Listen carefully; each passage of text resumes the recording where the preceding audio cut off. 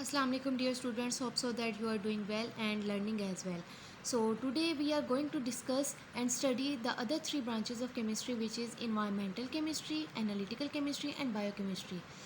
सबसे पहले हम इन्वायरमेंटल केमिस्ट्री को स्टडी करते हैं। तो ये एक ऐसी ब्रांच है केमिस्ट्री की जिसमें हम साइंटिफिक स्टडी करते हैं। किसकी करते हैं? केमिकल और बायोकेमिकल फिनोमिना जो इस प्लैनेट अर्थ पर हो रहे हैं कि एबायोटिक कंपोनेंट जैसे कि एयर, सॉइल एंड वाटर, ये इनकी वजह से इन्वायरमेंट पर क्या असर हो रहा है। अगर इनमें कोई कंटेमिनेशन या पॉल्यूशन कॉज हो जाए तो उसका बायोटिक कंपोनेंट यानी लिविंग ऑर्गेनिज्म और पूरे इन्वायरमेंट पर क्या असर होता है और क्या नुकसान होते हैं। तो हम इस ब्रांच में डिफरेंट टाइप्स ऑफ पॉल्यूशंस को भी डायग्नोज करते हैं, उसके cause and effects find out करने की कोशिश करते हैं और उसके पॉसिबल सॉल्यूशंस को हम बताते हैं कि इसका क्या हल है, क्या सद्देबाब है। तो ये इस हवाले से ये ब्रांच केमिस्ट्री की बहुत ज़्यादा इंपॉर्टेंट है। नेक्स्ट ब्रांच है एनालिटिकल केमिस्ट्री।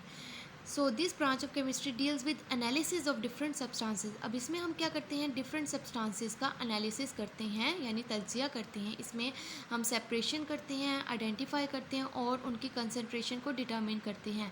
कंसंट्रेशन को डिटरमिन करना मीन्स कि एक सॉल्यूशन अगर हमारे पास है तो वो क्या कंसंट्रेटेड सॉल्यूशन है या फिर वो डाइल्यूट सॉल्यूशन है, और उसमें आइडेंटिफाई करते हैं कि कौन कौन से एक कंपाउंड में कौन कौन से कंपोनेंट्स हैं और उनकी कितनी परसेंटेज है। तो ये सब हम एनालिटिकल केमिस्ट्री में स्टडी करते हैं और ये ब्रांच आजकल बहुत ज़्यादा इम्पॉर्टेंट रोल प्ले कर रही है क्योंकि इसमें बहुत ज़्यादा इंस्ट्रूमेंट्स बहुत ज़्यादा एडवांस आ गए जो हमें विद इन सेकेंड्स रिजल्ट्स दे देते हैं। नेक्स्ट ब्रांच है बायोकेमिस्ट्री। इस ब्रांच में हम स्टडी करते हैं बायोलॉजिकल मॉलिक्यूल्स का इफ़ेक्ट लिविंग ऑर्गेनिजम्स पर, जैसे कि protein, carbohydrate, lipids, nucleic acid.